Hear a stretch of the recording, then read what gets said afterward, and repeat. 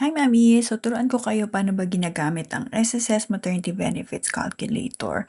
So, punta ka lang kayo dito sa SSS Maternity Benefits Calculator para doon sa mga gustong mag-self-compute. And then, sabayan nyo na lang ako or i-check nyo na lang, explore nyo na lang yung site kasi madali lang naman siyang gamitin. So, for member type natin, lagay nyo lang kung ano yung member type nyo. So, I'll be doing voluntary member muna. Okay, so sa maternity case, normal delivery or CS delivery, 105 days yung leave duration nila, pareho lang sila. And then kung ano yung applicable sa inyo, yun yung iselect nyo ha. And then for expected due date natin, I'll be doing, let's say, January. Yan. So, click nyo yung show qualifying period. Lalabas dito yung qualifying period nyo, which is for January, October 2025 to September 2026 yung qualifying period. So, remember, ito yung pinaka-importante dito ha. Ito dapat yung mga months na dapat may hulog kayo at least 3 months posted contribution. So, when you say posted contribution, hindi dapat siya late payment. So, paano ba malalaman kung late payment? So, ang due date kasi nito based on the following month. So, let's say for example, magbabayad ka ng 4 October. So, ang due date nito is magiging November, let's say November 31. Yun yung magiging due date kung para sa October yung babayaran mo. Ganon din sa for November, ang due date niya is magiging December 31. So, until ano na yan, hanggang September.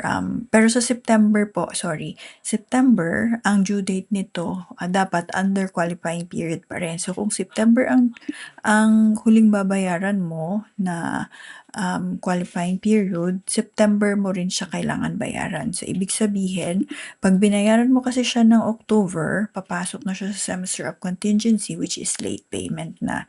So, kung September yung last month ng qualifying period mo, September mo rin siya dapat bayaran. Okay? So, yun yung sa contribution due date. Let's try to put amount. Mag-input tayo ng amount.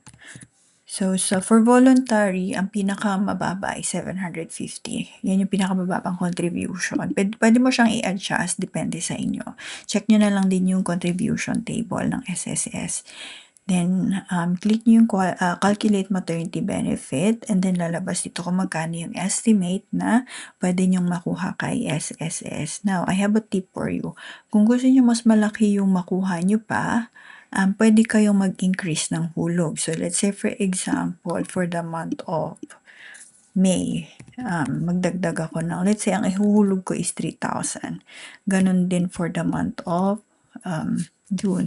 So, pag halimbawa ito yung nilagay nyo, may lalabas dito na maximum monthly salary credit for maternity computation is 20,000. Any excess goes to MPF or yung mandatory pension fund or yung WISP and it's not counted here. So, ibig sabihin, kung nagbayad ka ng 3,500, 4,000, 5,000, and so on, yung amount na sobra dito, sa amount na to, mapupunta siya sa mandatory pension fund. So, ibig sabihin, ang kinakalculate lang dito ni SSS is yung maximum na 20,000 equivalent to 3,000 contribution. So, yan. And then, let's say, 2,500. Yan. So, na-adjust siya based dun sa kung magkano yung equivalent sa contribution ngayon. Yan. And then, calculate natin maternity benefit. Estimate natin is, di ba, ang laki ng tinaas niya. So, mas malaki yung kung mas malaki yung contribution mo, malaki din yung possibilities na makuha mo kay SSS provided walang late payment ha. Importante kasi yung timing ng paghulog. So, dapat wag mo siyang ipapa-late payment. Kung halimbawa gusto mong makita pa or malaman pa kung magkano yung gusto mong or magkano pa yung pwede mong makuha or magkano pa yung pwedeng i-increase, ayan, click mo lang ito. Yan. And then, Just in case lang din po ha, you need extra fund, I have a referral link po dito, i-click nyo lang po ito and then, again this is a additional option lang po ha, so hindi siya libre, you need to pay this on time pa rin and then yan, pag click mo yan, mapupunta kayo dito. And then this is very helpful just in case of emergency. Yan. So, para sa mga gustong magpa-compute or magpa-estimate ng kanilang math-ben, comment lang your EDD and your month contribution para ma-check natin siya. And don't forget to subscribe na rin. And para sa mga gusto namang mag-self-compute, punta lang kayo sa SSS Maternity Benefits Calculator.com.